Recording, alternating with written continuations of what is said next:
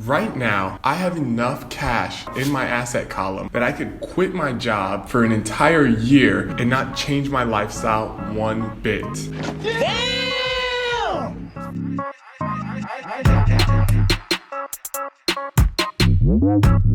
It's David Osborne, and today I'm going to be breaking down for you the 7 levels of financial freedom, and I'm going to be talking about what each of those levels looks like. It's super difficult to get to where you're going, especially if you don't have a roadmap. So I'm going to be outlining the steps that you got to take in order to get to financial freedom. Of course, you don't just start off on step number 1, you got to start off on the ground floor. This is what we call financial dependency.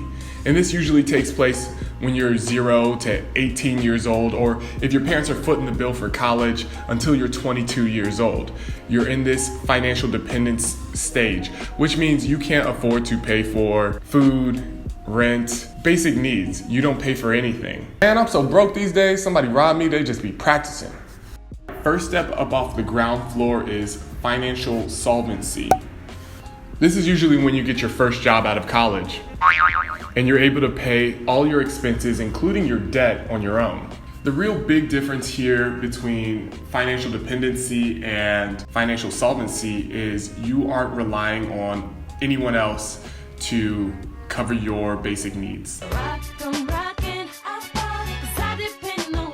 This is where the majority of millennials and Gen Zers find themselves today. The second step is financial stability, meaning if the wind blows, you don't just topple over like a little bitch. I'll huff and I'll puff and I'll blow your house in. How you gain the stability is by having what we call an emergency fund.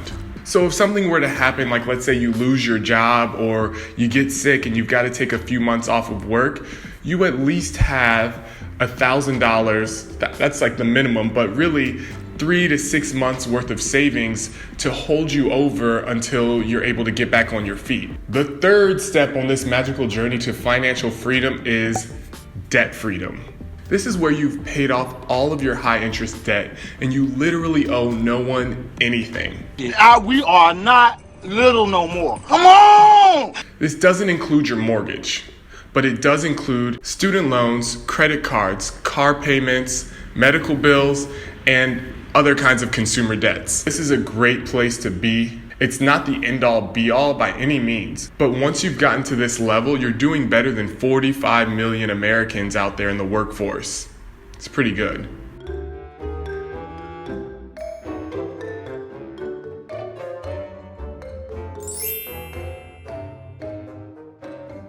Next step is financial security. The cash from your assets now cover all of your basic needs.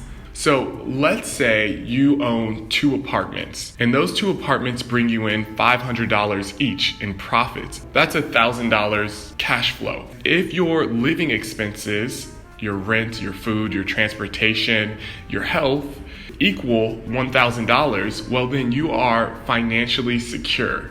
If you were to lose your job or quit your job, your basic needs are covered and you don't really have to go back to work.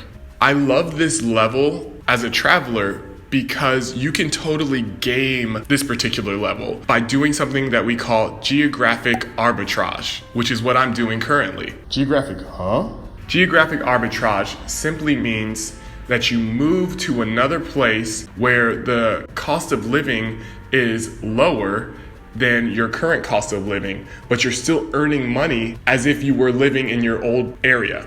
So let's say you're bringing in that $1,000 a month, like I said, but your expenses are $1,500 or $2,000 a month where you currently live. Well, in that case, you're still back at step number 3, which was debt freedom. Of course, if you are debt free, you could move to a location where $1,000 a month would cover your living expenses.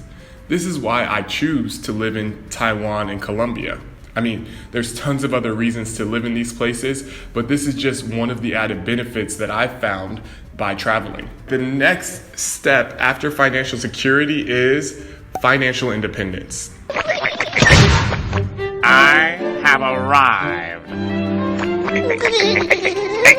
So this is where the cash flow from your assets not only cover your basic needs, but they actually cover your lifestyle as well. So ladies, you like to get your hair and nails done. Fellas, maybe you like to stay up in the gym. Well, at financial independence, all of the extra little things that you do that make life interesting are covered by your assets. The next step after financial independence is financial freedom. Now, there is a step above this, but this is where you really want to be. All the things are covered from the steps before, but also you have extra money where if you want to, let's say you want to start taking university classes, or you want to travel around the world, or open a business, or give a scholarship, you have the extra income to make those things happen. So that's financial freedom, where you don't have to worry about money really at all. You're not necessarily filthy stinking rich. You could still drop down a few steps or drop down a step if you aren't smart with your money, but for the most part, you're in a really good place and you can live like this for the rest of your life. And finally, the last step on this staircase to financial freedom, and if you remember, we started on the ground floor, so this is step number 7, and that is financial abundance. Financial abundance is when you own an asset or assets that throw out so much cash flow that you couldn't spend it even if you wanted to in one lifetime. Think Jeff Bezos, Mark Zuckerberg, Oprah Winfrey, LeBron James. These people are in a category of their own, capitalism at its finest or ugliest, depending on how you look at it, where these people have so much money that their kids' don't have to work. Jeff Bezos could buy his own country. So maybe this is a goal of yours to get to financial abundance where it's impossible for you to spend all that money. But for the majority of us out here, I think financial freedom is a complete and total realistic goal and something to strive for. Those are the 7 + 1 steps of financial freedom. Let me know down in the comments what stair you're on currently and what's your plan to get to the next step. Thanks for watching. I love you guys, and I'll see you in the next video. Peace.